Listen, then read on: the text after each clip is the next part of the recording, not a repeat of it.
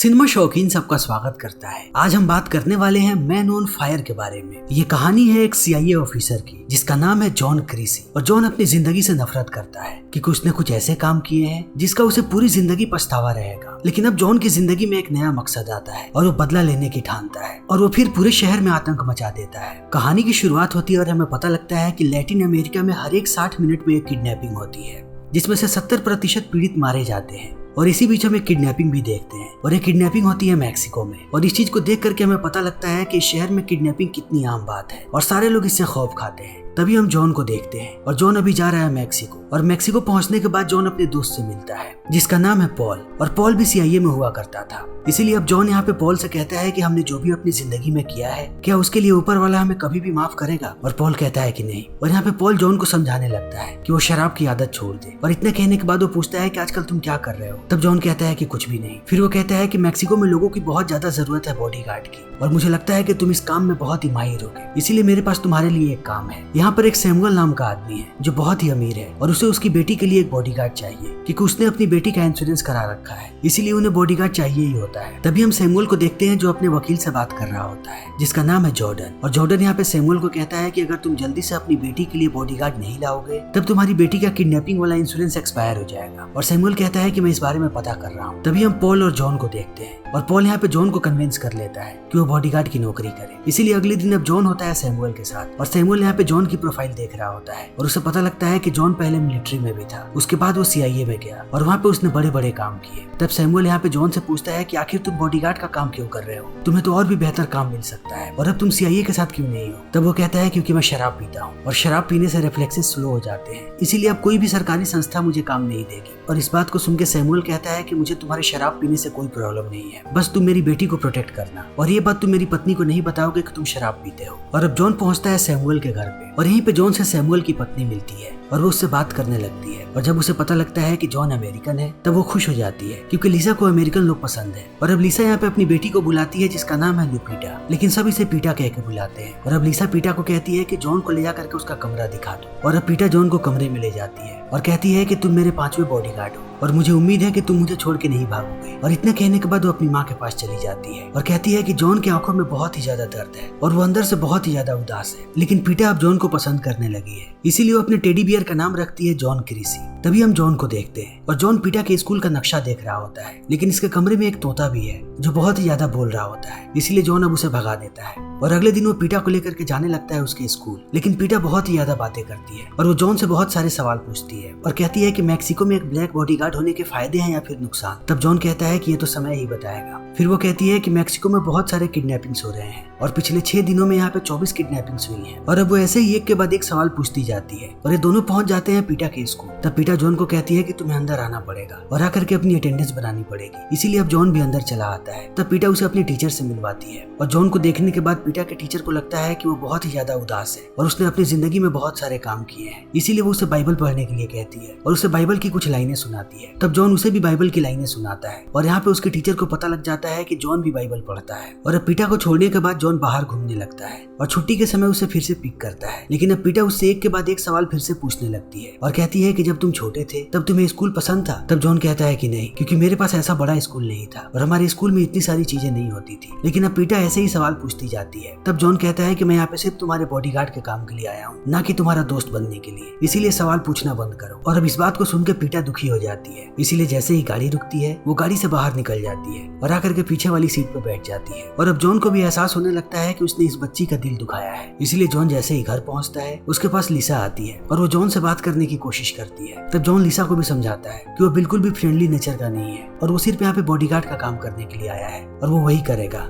वो कभी भी पीटा का दोस्त नहीं बन पाएगा। तब लिसा कहती है कि कल मैं भी तुम्हारे साथ स्कूल चलूंगी। लेकिन अब जैसे ही रात होती है एक बार फिर जॉन अपने अतीत से परेशान होने लगता है और उसे अपने आप से घिन आने लगती है और वो इतना परेशान हो जाता है कि वो खुदकुशी करने की भी कोशिश करता है, लेकिन ऐन वक्त पे उसके बंदूक से गोली नहीं चलती, इसीलिए वो पॉल को कॉल करता है और उसे बताता है कि आज मेरे बंदूक से गोली नहीं चली। तब पॉल उसे कहता है इसका मतलब ये है कि उस गोली पे तुम्हारा नाम नहीं लिखा है, अपने आप को संभालने की कोशिश करो। लेकिन अब जॉन बहुत ही ज्यादा परेशान है और वो बाहर बारिश में भीग रहा है और पीटा भी इन सारी चीजों को देख रही होती है और वो जॉन के दर्द को समझ पाती है। फिर अगले दिन जॉन पीटा और उसकी माँ को लेकर के स्कूल जाने लगता है। तभी रास्ते में वो देखता है कि एक गाड़ी कई दिनों से इनका पीछा कर रही है, इसीलिए वो पीटा से यहाँ पे पेंसिल मांगता है। लेकिन पीटा एक बहुत ही समझदार बच्ची है, इसीलिए जॉन से पहले वो पीछे वाली गाड़ी का नंबर नोट कर लेती है। लेकिन जॉन उस गाड़ी का नंबर नोट नहीं कर पाता क्योंकि वो गाड़ी चला रहा होता है। लेकिन आज पीटा का स्विमिंग कंपटीशन होता है और जॉन भी इस चीज को देख रहा होता है और पीटा अपनी पूरी ताकत लगाती है, फिर भी वो स्विमिंग में नंबर 1 नहीं आ पाती और वो 3rd आती है। इसीलिए आते समय जॉन उससे बात करता है और पीटा कहती है कि वो कभी भी नंबर 1 नहीं आ पाएगी।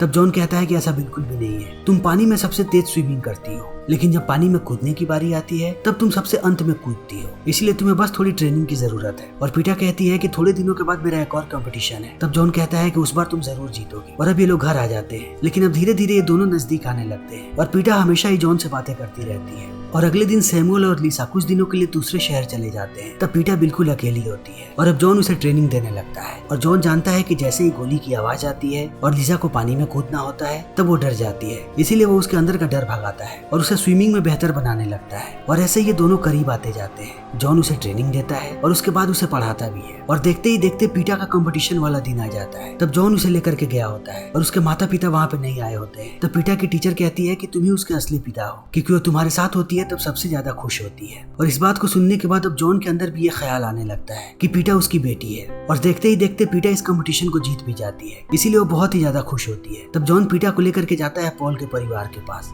और ये सब लोग एक साथ लंच करते हैं। और यहाँ पे पीटा एक गिफ्ट देती है जॉन को और कहती है कि इसे मैंने अपने पैसों से खरीदा है और ये एक लॉकेट होता है। और इस चीज को देखने के बाद अब जॉन और भी ज्यादा करीब चला जाता है पीटा के और उसके अंदर का पिता जग जाता है और वो पीटा को अपनी बेटी समझने लगता है। लेकिन अब पीटा के पियानो क्लासेस भी शुरू हो रहे हैं, इसीलिए अगले दिन जॉन उसे लेकर के जाता है पियानो क्लास के लिए। लेकिन जैसे ही उसे अंदर छोड़ करके वो बाहर आता है वो यहाँ पे 2 पुलिस वालों की गाड़ियों को देखता है जो रास्ते को ब्लॉक कर रहे होते हैं। और इस चीज को देख करके अब जॉन समझ जाता है कि जरूर कुछ गड़बड़ है, इसीलिए जैसे ही पीटा बाहर आती है वो पीटा को भागने के लिए कहता है। तब तक यहाँ पे गोलियां चलने लगती है और जॉन भी उन पे गोलियां चला रहा होता है और वो लोग भी जॉन पे गोली चलाते हैं। और जॉन यहाँ पे 4 लोगों को मार देता है, उन 2 पुलिस वालों को भी। लेकिन वो लोग भी जॉन पे 2 गोलियां चलाते हैं और अब जॉन नीचे गिर जाता है और पीटा ऐसे ही जॉन का नाम चिल्लाती रहती है। लेकिन अब वो लोग पीटा को लेकर के यहाँ से चले जाते हैं। तब मैक्सिको पुलिस जॉन को पकड़ लेती है और वो उस पे आरोप लगाते हैं कि उसने 2 पुलिस वालों को मारा है और पीटा की किडनैपिंग में भी उसका हाथ है। तभी यहाँ पे हम मारियाना नाम के एक रिपोर्टर को देखते हैं और वो पुलिस वालों को कहती है कि जिन पुलिस वालों को मारने का आप आरोप लगा रहे हैं वो ड्यूटी पर नहीं थे और पहले से ही उन पे करप्शन का केस चल रहा था, इसीलिए किडनैपिंग में उन दोनों का हाथ है, ना कि जॉन का।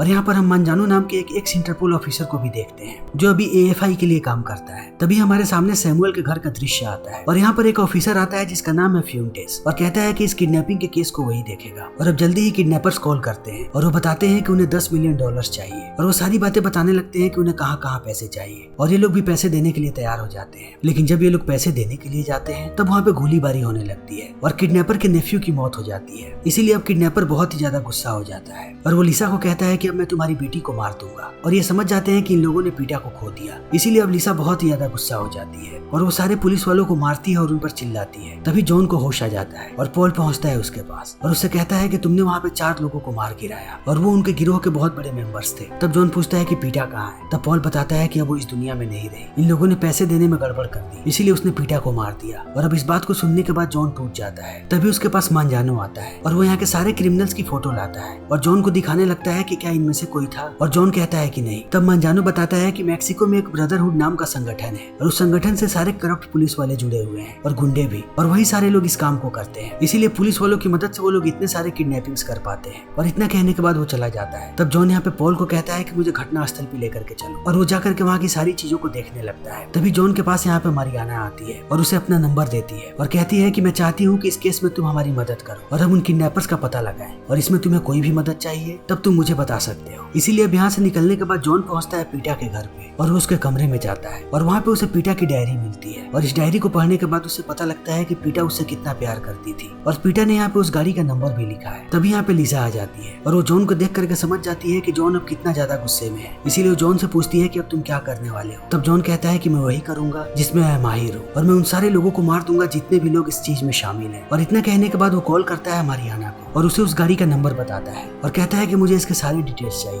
और मरियाना भी जल्दी इस चीज का पता लगा लेती है और उसे बताती है कि जो आदमी इस गाड़ी को चलाता है उसका नाम है जॉर्गे और वो ज्यादातर ड्राइवर का काम करता है। इसीलिए अब जॉन निकल जाता है उसकी खोज में और जल्दी ही जॉर्गी उसे मिल भी जाता है। इसीलिए वो उसे पकड़ लेता है और लेकर के जाता है एक वीरान जगह पे और उसे बहुत ही बुरी तरीके से टॉर्चर करने लगता है और एक एक करके उसकी उंगलियां काटने लगता है। और थोड़ी देर के बाद जॉर्गी सारी चीजें बकने लगता है और कहता है कि उसे ज्यादा कुछ भी नहीं पता, उसे हमेशा एक ही आदमी काम देता था जिसे सारे लोग जर्सी बॉय कह के बुलाते हैं और उसी ने मुझे कहा था वो गाड़ी को चलाने के लिए। और अब इस बात को सुनने के बाद जॉन इसे मार देता है और उसकी गाड़ी को नीचे फेंक देता है जो ब्लास्ट हो जाती है। फिर मंजानो पहुंचता है उस गाड़ी के पास और वो समझ जाता है कि जॉन अब अपने काम पे लग चुका है। तभी जॉन पहुंचता है उस जगह पे जहाँ पे उसे जर्सी बॉय मिलेगा और ये जगह एक पब है, नीचे पब है और ऊपर ये लोग ड्रग्स बनाते हैं और उसके साथ साथ किडनैप की हुई बच्चियों को भी रखते हैं। इसीलिए अब जॉन इस आदमी को मारने लगता है और इसे बहुत ही बुरी तरीके से टॉर्चर करता है और पूछता है कि मुझे बताओ कि ये काम तुम्हें किसने दिया था। तब ये आदमी कहता है कि मैं उसका नाम नहीं जानता, वो सिर्फ मुझे कॉल करता है और उसने मुझे एक एटीएम कार्ड दे रखा है। जब हमारा काम हो जाता है तब वो कहता है कि इस एटीएम कार्ड से पैसे निकाल लो। तब जॉन कहता है कि वो एटीएम कार्ड कहाँ पे है और जर्सी बॉय उसे एटीएम कार्ड दे देता है और वो इसका पिन भी बता देता है। तब जॉन इस आदमी को मार देता है। तभी उसे यहाँ पे एक औरत मिलती है और अब वो उससे पूछताछ करने लगता है और वो औरत कहती है कि मैं ज्यादा कुछ नहीं जानती,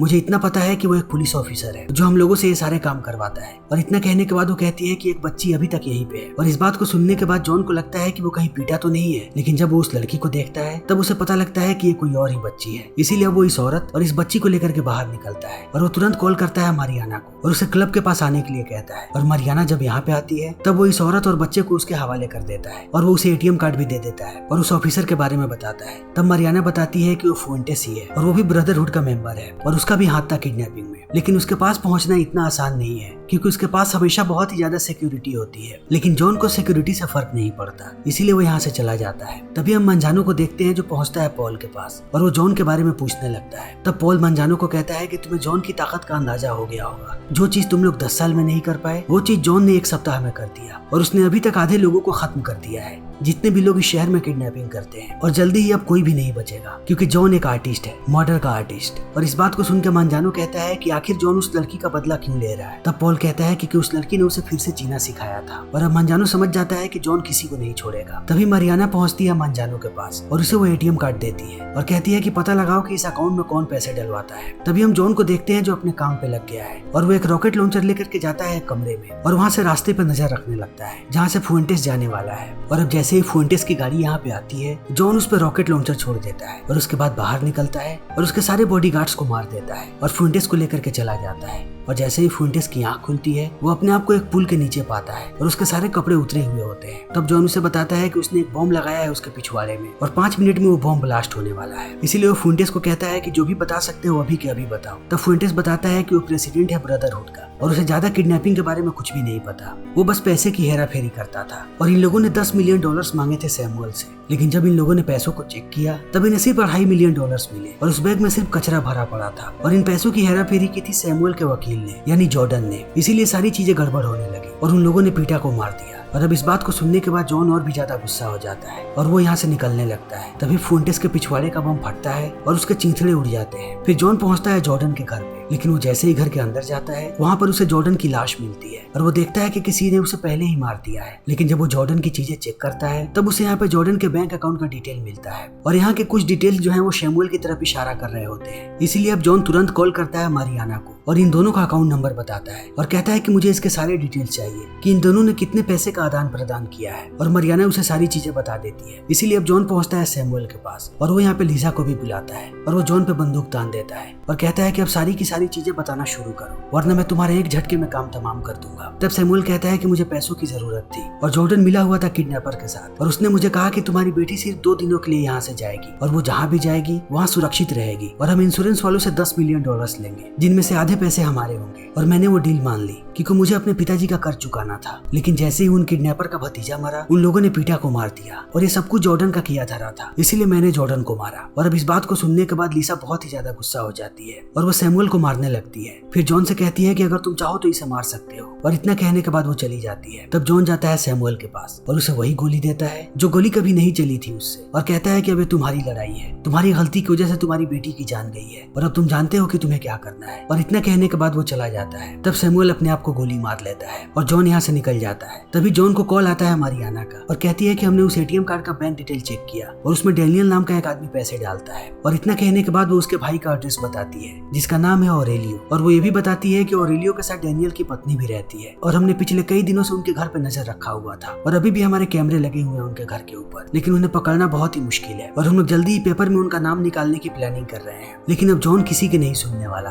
और वो जल्दी ही जाता है ऑरेलियो के घर पे और वो ऑरेलियो को ढूंढ भी लेता है। लेकिन जब वो डेनियल की पत्नी से बात कर रहा होता है तभी ऑरेलियो उसकी छाती पे गोली चला देता है और अब जॉन यहाँ पे घायल हो जाता है। फिर भी वो दौड़ करके ऑरेलियो को पकड़ लेता है और अब उसे टॉर्चर करने लगता है। और फिर वो ऑरेलियो को फोन से कॉल करता है डेनियल को और कहता है कि तुम्हारे परिवार में सिर्फ यही 2 लोग हैं और अब मैं इन दोनों को खत्म करने वाला हूँ। तब डेनियल यहाँ पे जॉन को पैसों की लालच देता है। तब जॉन गुस्सा हो जाता है और वो ऑरेलियो के हाथ पे गोली मार देता है। तब डेनियल यहाँ पे जॉन को बताता है कि पीटा अभी भी जिंदा है और वो मेरे पास है, क्योंकि मैं एक बिजनेसमैन और मैं कभी भी लड़कियों को नहीं मारता, मैं उन्हें बाहर बेच देता हूँ, इसीलिए पीटा अभी भी मेरे पास है। और इस बात को सुनने के बाद अब जॉन चौंक जाता है और कहता है कि तुम झूठ बोल रहे हो। तब डेनियल कहता है कि तुम्हें क्या सबूत चाहिए। फिर जॉन कहता है कि उससे जाकर के पूछो कि वो अपनी टेडी बियर को क्या बुलाती थी। तब डेनियल जाकर के पीटा से पूछता है और वो आकर के जॉन को बताता है कि वो अपनी टेडी बियर को जॉन क्रीसी कह के बुलाती थी। और इस बात को सुनने के बाद अब जॉन चौंक जाता है। तब डेनियल कहता है कि क्या तुम डील करने के लिए तैयार हो, और जॉन कहता है कि हाँ। तब वो बताता है कि मैं तुम्हें पीटा दूंगा, लेकिन बदले में तुम मेरे भाई को लेकर के आओगे और तुम अपने आप को भी मेरे हवाले करोगे। और जॉन इस बात के लिए मान जाता है और यहाँ से निकलने लगता है। लेकिन अब वो लीजा को कॉल करता है और उसे बताता है कि पीटा अभी भी जिंदा है, लेकिन उसे विश्वास नहीं होता। तब जॉन उसे जगह बताता है और कहता है कि वहाँ पे आ जाओ। और अब लीजा भी वहाँ पे पहुंच जाती है और वो जॉन से मिलती है। तब जॉन उसे एक बंदूक देता है और कहता है कि इस बंदूक को ऑरेलियो को सर पे रखना और मैं जा रहा हूँ किडनैपर्स के पास, और अगर वहाँ पे कुछ भी गड़बड़ हो तब इसका भेजा उड़ा देना, और जब मैं तुम्हें कहूँ तब इसे मेरी तरफ भेजना, और जैसे ही तुम्हें पीटा मिले